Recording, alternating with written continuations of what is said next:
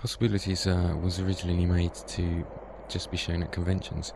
We'd already made 4 films by now with the same cast and crew. Some shadow,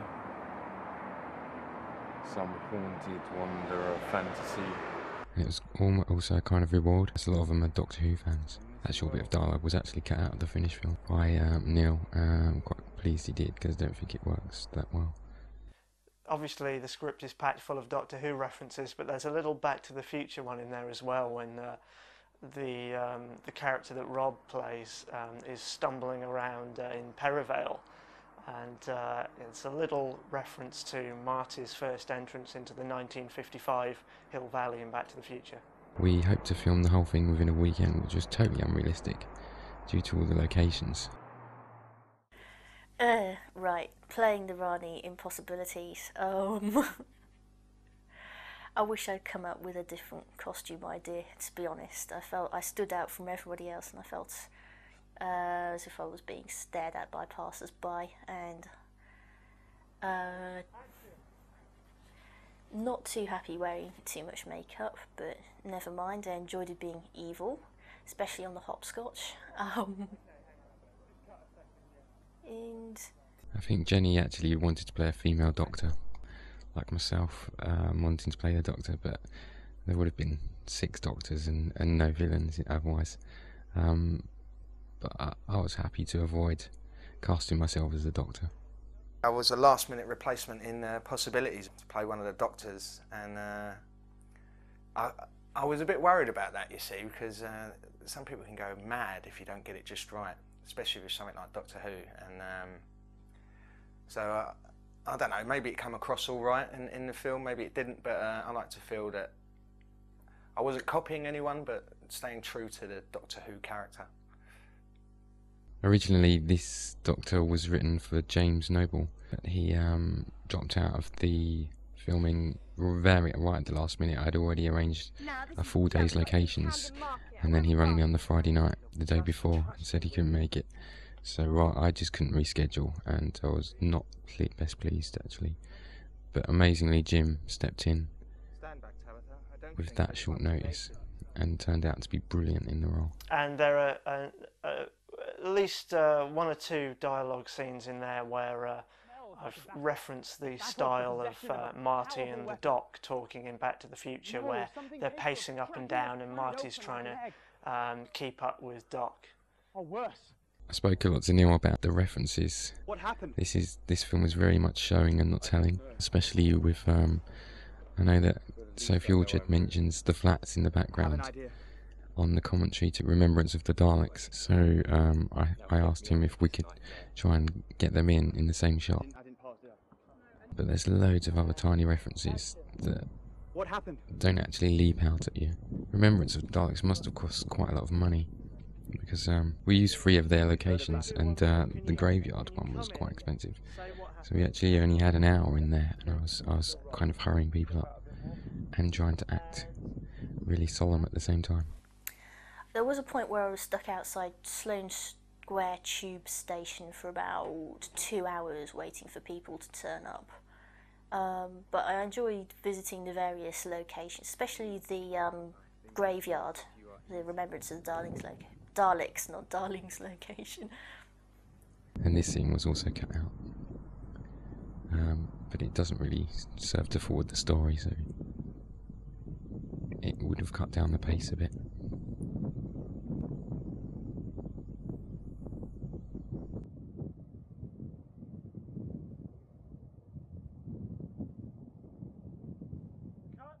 I had the most awful day in the park because Rob didn't tell me where we were meant to be, so I walked up and down in heels this big, and it was awful all day. My feet were ripped to shreds and I was in a very bad mood by that point. But so no, that wasn't fun. Yes, the anger where I'm throwing a rock at his head, that is absolutely real.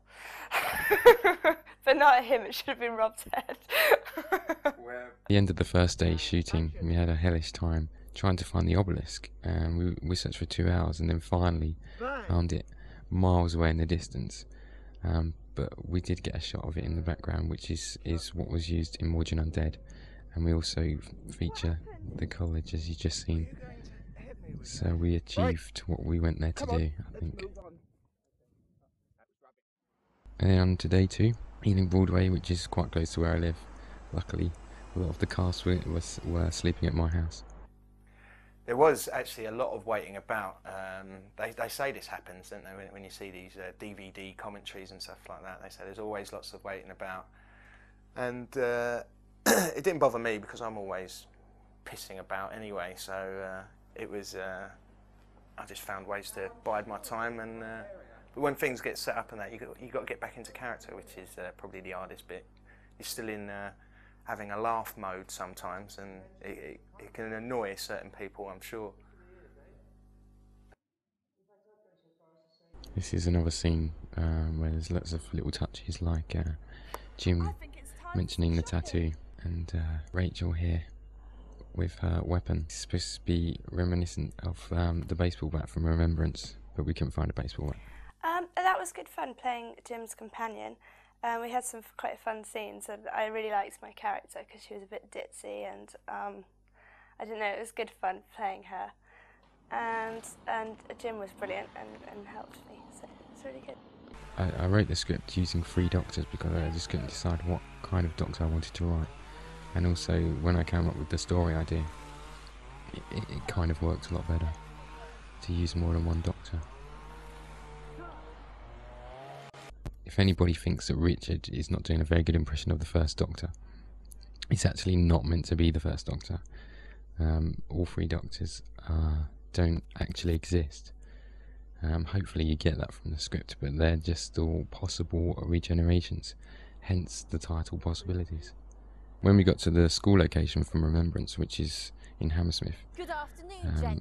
we had to look at it at a certain angle before we realised this was the right place. What an infuriating woman. And then on we went to Telecom Tower. Well, come along me. I'm sure she'll lead us to some answers. I hope you're right.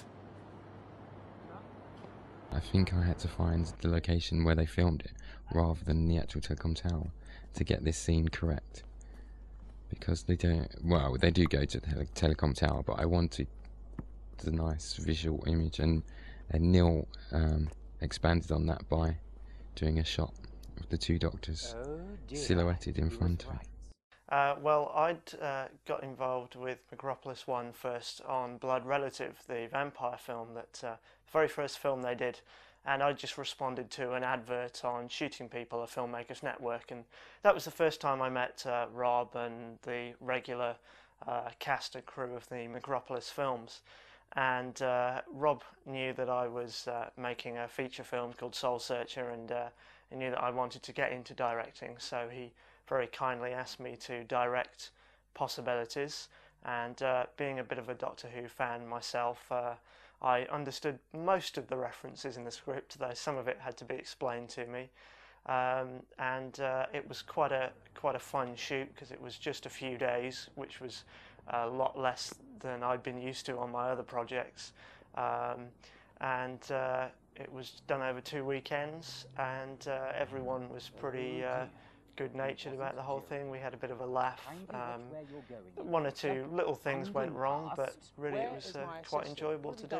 We were told by a very kind lady while we was filming in this location that one of these houses was a brothel, and she assumed we was there for that reason. I'm not sure why. It was the middle of the day. Again, using 3 companions, there's lots of different types of companions, and the companions in our story are more extensions of the doctors they accompany, as well as being types of companions that the Doctor has had over his travels.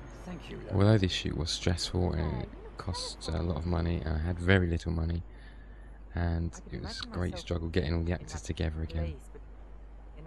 We did have probably the best time out of all the films we've made.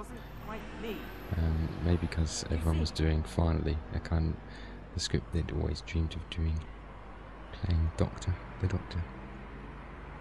Although it does feature 4 actors who are not confessed Doctor Who fans. The only reason we filmed in this location, which is Sloane Square, is because I know that the number 22 bus travels around there, That was a reference to Iris. I might offer a prize to anyone who can spot every single reference, visual or otherwise.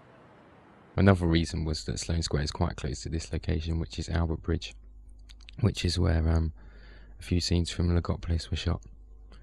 And this was one of the ones that Neil was really keen to recreate the style and theme of, and Steve Foxen, who did the music, does a brilliant spooky homage to the original music from that scene where the Watcher is standing. But the twist here is that in that story they believe it's the Master standing on the bridge, but it's actually the Watcher. And in our version, the character thinks it's some kind of Watcher standing up there, when it is in actual fact the other character, if you know what I mean. It was actually raining a lot in this location as well, but it doesn't show up on screen, but it actually gives it a really nice dark, because it's a dark scene. It's when things start to get a bit serious, and we also wanted Battersea Power Station in the background as a link to Dalek Invasion of Earth. And here we have the fun of trying to throw a rock into the water directly in the middle of the camera lens. It took about 30 or 40 rocks. I was scouting around for rocks for about 2 hours, I think. I should mention about Richard, he was recovering from an operation around this time, which resulted in the hobbling walk. It's not actually part of the character. No, I'm joking. But he was in quite a bit of discomfort, and I'm really grateful that he still was keen to make the film. And then for this effect shot, I wanted at least one scene where my character just fades away. I explained it to Neil, and he in his brain he just knew it would be easy, and that was one of the easiest shots for him to do. This shot was a nightmare. I think there's about 12 takes, and we're getting quite late in the afternoon, and we still had another location to go to, but we got it in the end. But Richard's last line was cut off, which is a bit sad because it's a great line. And then in the evening, most of the cast and crew went back home or back to my house to wait for us to finish. And Jill, myself, Richard, and Neil and the camera crew went on to St Paul's, which is linked to the story The Invasion. And a few timbers flying here because it was a very long day, this one, and this particular shot was taking quite a while, and everyone was just had enough by now. And even Jill, who I've never seen lose her temper, after like the 13th, 14th take of this shot, a tourist decided to step in between Jill and Richard and ruin the shot, but thankfully he was too late to ruin it, and I've deliberately not included him in any outtake or anything. And here's Neil, the director. The haunting of a Cyberman where he's got his headphones on and all digital technology around him, just descending the stairs in a robotic manner.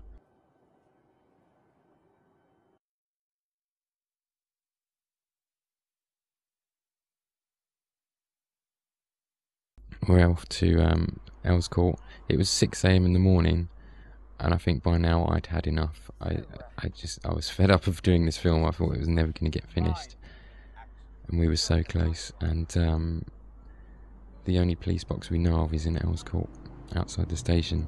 And even at 6 AM there was so many people around, walking past, going, "All right, doctor," because everyone was dressed up in their doctor outfits, and we'd all kind of lost our sense of humour by then. Well, then we moved on to the opposite view, because this is not actually opposite the TARDIS. This is down the road a bit, because opposite the TARDIS looked wrong. It was the front of the station, it looked bad. So we moved down the road to where this nice red brick wall was, where myself and Jennie shot our closing scenes. And this scene was cut down quite a bit,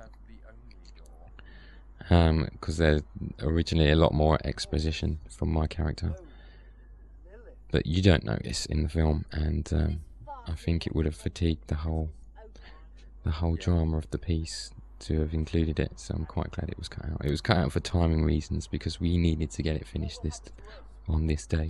Jennie affected her excellent scream here. Luckily it was only one take, as probably could have attracted quite a bit of attention because it was a very loud scream. But to go into the detail of the storyline, I'm actually trying to get out via Jennie's time machine. So Jennie, as she appears in this, is just an image, and that's why she doesn't look like she normally does, because this is a fantasy, not real world. It's within the Eye of Harmony. I'm the only one that is flesh and blood within there.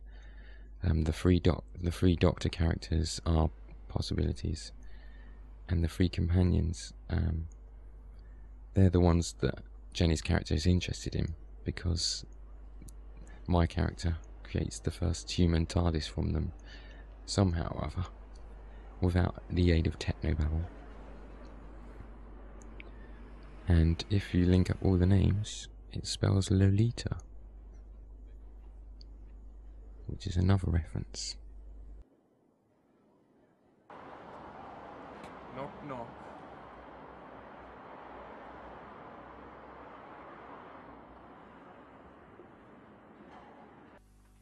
In Possibilities, I played, I can't remember now, Lilith, wasn't it? And then we're on to the final location, which is Butler's Wharf, which also cost quite a bit of money, which is where Resurrection was filmed. It looks totally different now to when they filmed it. It was quite derelict back then, but there's lots of shops now and flats. And we also actually cut out a full scene involving Tom and Sam's character, which would have been filmed in Clink Street, which is a reference to Talents of Weng Chiang, and we was actually going to have my character being dragged out of the water by Thomas's, and Jennie's character was dressed up as an old hag, and she would repeat those lines.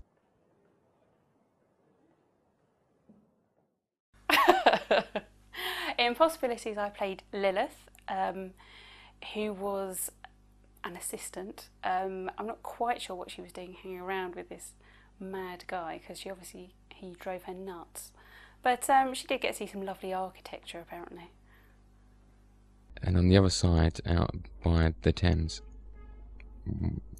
Sam is actually standing where the TARDIS would have been. It's another reference. And also, because this location cost quite a bit of money, I mentioned to Neil about getting as much of the view in as possible, and that's what resulted in the rotating shot of myself and Thompson, which was very difficult for the camera crew, but it comes out so well. I'm so pleased with that shot. I'm just pleased with the whole thing. It's just like, it was far beyond what I thought it would be when I thought up the story idea. And we also, because we don't have much money, we couldn't stop the general public from traversing. So the scene with Tom in the tunnel was quite a job to film. What does the trouble seem to be? Because I was actually standing at the other end of the tunnel, politely asking people not to walk through the tunnel while we just filmed this quick shot, and quite a few people just ignored me. But that's the fun of filmmaking, when you need to use locations like this. Finally, just before we ended, we had to do a few pickup shots, which is myself and Richard's lines at the Albert Bridge. Because of the rain, it affected the sound. How do you do? Have we met somewhere before? If you have explanations, I want them. And also, similar problem for Jim and Rachel when we was near the obelisk. I'd definitely do it again. Yeah, it was really good fun.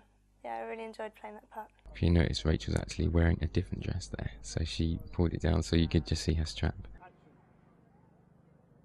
And then the final shot was the cyber feet walking past Rachel and Jim as they ascend Ealing Broadway tube station.